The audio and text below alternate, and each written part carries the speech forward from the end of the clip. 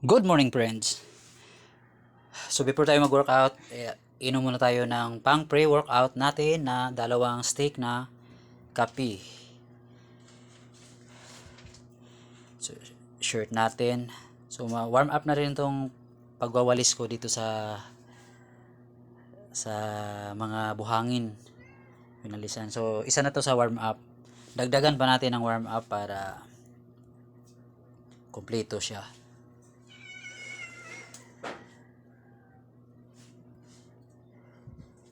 Warm up.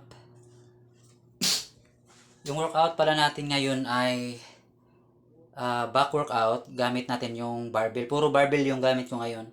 Barbell row, tapos deadlift, tapos leg workout. So tapos na pala ako nag push ups. So the same pa rin yung push ups ko, 300 push ups pa rin. So inuna ko yung leg workout ko para hindi tayo maapektuhan mamaya sa ating back workout.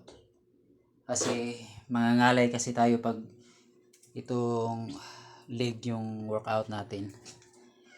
So yung ginamit ko pala ay DIY na barbell. Nasa 100 pounds. Medyo mabigat na rin pero nasasanay na. So yung ginawa ko pala dito ay 12 repetition tapos 3 sets. Parang na sa barag-barag pa.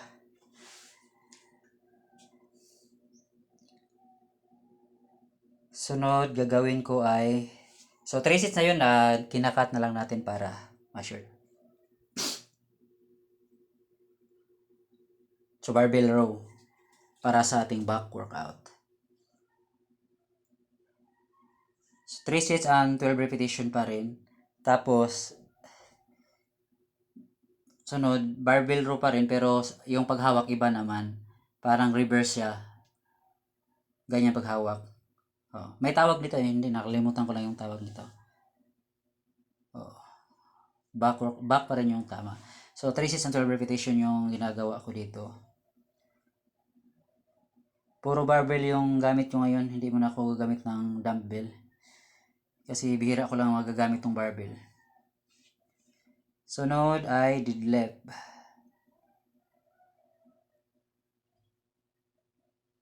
So 3 sets and 12 repetition pa rin yung deadlift ko. So at least maka-deadlift tayo ng mga twice a week or thrice a week. At least merong activity yung lower back natin. Dandahan lang sa deadlift kasi masilan yung sa lower back natin. Kung medyo mabigat na talaga, kailangan may support tayo sa lower back, which is yung belt. Kung sa gym, merong mga belt doon. Maraming salamat and follow for more.